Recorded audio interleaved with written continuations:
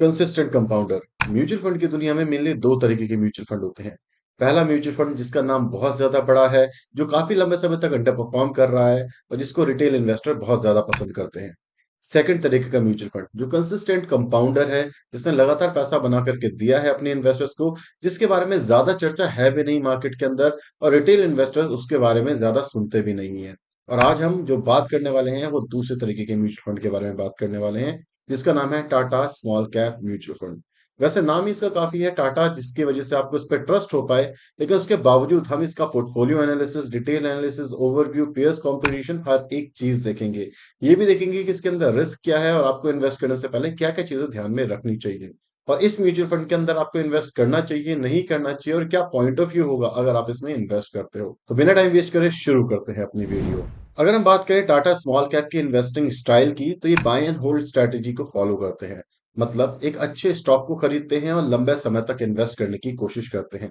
देखिए, इसका मतलब ये नहीं होता कि अगर कोई स्टॉक इनके पोर्टफोलियो में गलती से आ गया है, क्योंकि किसी भी पोर्टफोलियो में आ सकता है, तो वो उसको बेचने से झिझकते हो। अगर कोई भी ऐसा स्टॉक है जो अच्छा था एक टाइम पे, लेकिन किसी भी रीजन से बिजनेस मॉडल चेंज होने की वजह से वो स्टॉक इस समय पे अच्छा परफॉर्म नहीं कर रहा, और जो फ्यूचर प्रोजेक्शंस हैं वो अच्छे नहीं दिख रहे, तो वो आसानी से बेच देते हैं। वहीं पे काफ़ी सारे म्यूचुअल फंड ऐसे होते हैं कि अगर उन्होंने एक स्टॉक खरीद लिया, तो उसके साथ वो लगातार चलते हैं, जिस वजह से ज़्यादातर रिटेल इन्वेस्टर के पैसे नहीं बनते, और ये चीज़ टाटा स्मॉल कैप में देखने को नहीं मिलती। वहीं पे ये वैल्यू के साथ-साथ ग्रोथ का तड़का लगाते हैं, बिकॉज़ ये दोनों चीज़ें नेक टू नेक चलती है। वैल्यू का मतलब होता है कि आपको ₹1 की चीज़ 50 पैसे में मिल रही है, और आने वाले टाइम पे वो ₹1 की दोबारा हो जाएगी, बिकॉज़ उसकी जो रियल वैल्यू है, वो ₹1 है। ग्रोथ इसी के साथ-साथ आती है, क्योंकि जो भी स्मॉल कैप कंपनियाँ होती हैं, वहाँ पे ग्रोथ की अपॉर्चुनिटी बहुत बड़ी होती है, क्योंकि इस समय पे उनका स्केल छोटा है और आने वाले टाइम पे वो काफ़ी तेज़ी से बढ़ के आगे जा सकते हैं। तो इसी वजह से जब स्मॉल कैप कंपनियों में ग्रोथ और वैल्यू आप एनालाइज़ कर पाओ अच्छे टाइम पे, तो जो आपका पैसा है, वो सबसे ज़्यादा अच्छा बनता है। वहीं पे जो स्मॉल कैप कैटेगरी में म्यूचुअल फंड की सबसे बड़ी कमी होती है कि वो ज़्यादा पैसा किसी एक सिंगल स्टॉक के अंदर नहीं डालते, जिस वजह से अगर वो स्टॉक काफ़ी तेज़ी से आगे बढ़ता भी है, तो भी फंड पे इतना मेजर इम्पैक्ट नहीं पड़ता। वो चीज़ Tata small cap mutual fund नहीं कर रहा है। इसकी टॉप 5 कंपनियों के अंदर पूरे म्यूचुअल फंड का 16% के आसपास इन्वेस्ट होता है, जिससे ये चीज़ तो क्लियर है कि जो ये स्टॉक पिक कर रहे हैं, उसके ऊपर इन्हें भरोसा है, और धीरे-धीरे करके पोज़ीशन बिल्ड और धीरे-धीरे करके पोज़ीशन कट, ये हर एक स्टॉक के अंदर करते रहते हैं, जो कि हम आगे चल कर के देखने वाले हैं। तो आई होप आपको इनकी इन्वेस्टिंग स्टाइल समझ आ गई होगी। लेकिन अब बात करेंगे ओवरव्यू की, कि अभी तक इसने हमें कितना पैसा बना कर के दिया है 5 साल, 3 साल और 1 साल में। 5 साल के जो रिटर्न है वो है 26.80% के सीएजीआर से, 3 साल के हैं 40.69% के सीएजीआर से, 1 साल के हैं 29.73, और 6 महीने के जो रिटर्न है वो है आपके 25.05% के। क्या रिटर्न अच्छे हैं? बिल्कुल, बहुत ज़्यादा शानदार रिटर्न है, और लास्ट 6 महीने में 25% की ग्रोथ बहुत ज़्यादा अच्छी है। इससे ये पता चलता है जैसे स्मॉल कैप ने ग्रोथ दिखानी शुरू करी, इसका अल्फा भी काफ़ी अच्छा है, और ये बीट कर पाया अपने बेंचमार्क को, और अपने बेंचमार्क से ज़्यादा रिटर्न कमा करके आपको दे पा रहा है, जो कि एक बहुत ही ज़्यादा अच्छी बात है। अगर आप इसको एनालाइज़ करोगे तो आपको एक चीज़ और समझ आएगी कि हो सकता है काफ़ी लंबे समय तक ये म्यूचुअल फंड अच्छा काम ना करे, लेकिन जो इसके रिटर्न है वो बंच में आते हैं, बंडल में आते हैं, जिससे आपका एवरेज रिटर्न काफ़ी ज़्यादा अच्छा बनता हुआ दिखता है। अब बात करेंगे कॉम्पिटिशन की, कि क्या ये अपने कॉम्पिटिशन को बीट कर पा रहा है या फिर नहीं। इस म्यूचुअल फंड के मेनली 3 कॉम्पिटिशन दिखते हैं जो सेम तरीके की इन्वेस्टिंग स्टाइल फॉलो करते हैं। पहला आ जाता है हमारा Nippon India small cap, HDFC small cap और एसबीआई स्मॉल कैप। अगर हम 1 साल की बात करें, तो यहाँ पर एचडीएफसी और निप्पॉन इसको अच्छे लेवल पे बीट करते हुए दिखते हैं। अगर हम 3 साल की भी बात करें, तो वहाँ पे इसको निप्पॉन बीट करता हुआ मिलता है, और एचडीएफसी और टाटा के जो रिटर्न है ऑलमोस्ट नेक टू नेक आते हुए दिखते हैं। अगर हम लाइव सीएजीआर की बात करें, तो वहाँ पे जो टाटा स्मॉल कैप है वो बीट करता हुआ दिखता है इन सबको, जो कि बहुत ज़्यादा अच्छी बात है। लाइव सीएजीआर को हम इतना मेजरली लेवल पे नहीं ले सकते, बिकॉज़ हर किसी का इंसेप्शन डेट अलग होता है, और रिटर्न इसी वजह से थोड़े बहुत ऊपर-नीचे आ सकते हैं। लेकिन जो रिटर्न है वो हमें एक चीज़ क्लियर कर देते हैं, चाहे टाटा हो, एचडीएफसी हो और निप्पॉन हो, यहाँ पे जो कॉम्पिटिशन है ये ऑलमोस्ट नेक टू नेक चलता है, और 1-2% के ही आस-पास के डिफरेंस आपको देखने को मिल रहे हैं। अब जानेंगे स्कीम की, क्योंकि वहाँ पे एक टर्निंग पॉइंट आपको देखने को मिलेगा। स्कीम में भी अगर हम देखें, तो यहाँ पे जो एक्सपेंस रेशियो है, जो सबसे कम एक्सपेंस रेशियो है, वो है Tata small cap mutual fund का, जो कि बहुत ही ज़्यादा अच्छी बात है कि 0.31% की एक्सपेंस रेशियो मेरे हिसाब से one of the best expense ratios में से ये एक्सपेंस रेशियो आता है। वहीं पे हम निप्पॉन के देखें तो 0.72, एचडीएफसी के 0.75 और वहीं पे एसबीआई के 0.69। ऑलमोस्ट डबल के आसपास का एक्सपेंस रेशियो बाकी सारे म्यूचुअल फंड ले रहे हैं, इसके कंपटीशन ले रहे हैं। लेकिन वहीं पे अगर मैं रिटर्न की बात करूं तो क्या वो डबल है? नहीं। वहां पे आपको 1-2% के आसपास का ही डिफरेंस देखने को मिलता है।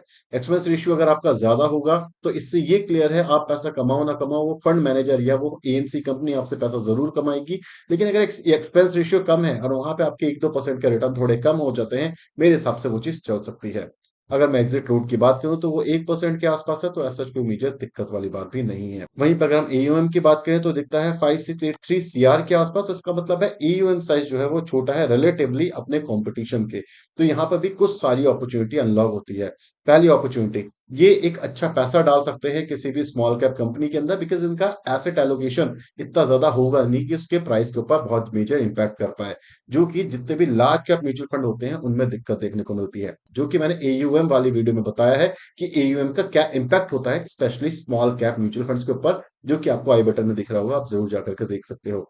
वहीं पे अगर एयूएम साइज छोटा है तो आपको बहुत सारे स्टॉक्स खरीदने की जरूरत नहीं है, बिकॉज इन एंड आउट अच्छा हो जाता है और लिक्विडिटी इशू भी आप कम दिखते हैं। इसी वजह से अगर आप देखोगे निप्पॉन ने 183 कंपनीज के अंदर इन्वेस्ट करा हुआ है, और वहीं पे जो टाटा है उसके 63 कंपनी के अंदर इन्वेस्टिंग दिख रही है सिर्फ और सिर्फ।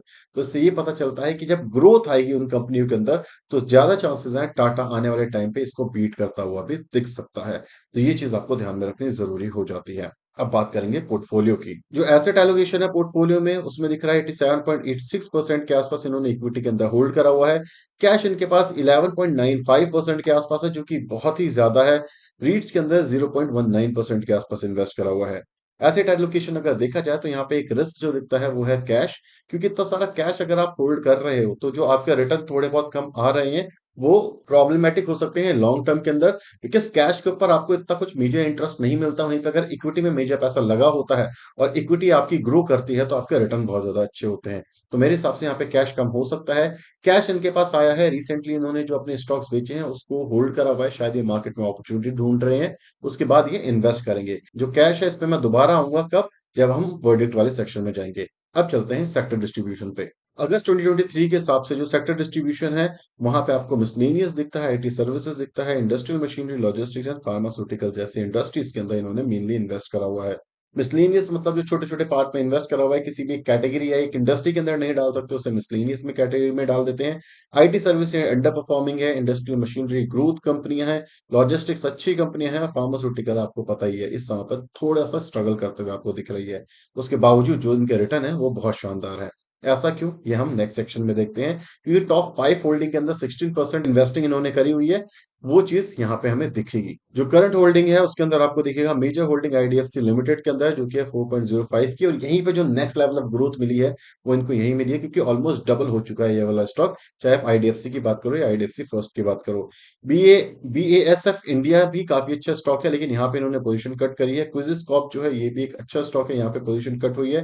रेडिंगटन खैतान भी एक अच्छा स्टॉक है, विस्की बनाने वाला स्टॉक है, यहाँ पर भी थोड़ी पोजीशन कट दिख रही है। रियल्टर्स लिमिटेड के अंदर भी इनके अंदर काफी अच्छी इन्वेस्टिंग इन्होंने करी हुई है। इसी तरीके से आप इसका स्क्रॉल करके सारे के सारे स्टॉक देख सकते हो और उसको एनालाइज भी कर सकते हो। यहाँ पे अगर आप देखोगे जो पोर्टफोलियो है वो थोड़ा चर्न होता हुआ दिखा है, कुछ स्टॉक्स के अंदर सेलिंग दिखी है और कुछ स्टॉक्स के अंदर बाइंग दिखी है, और इसी तरीके से ये धीरे धीरे हौले हौले करके एंट्री और एग्जिट करते हैं किसी भी स्टॉक्स के अंदर।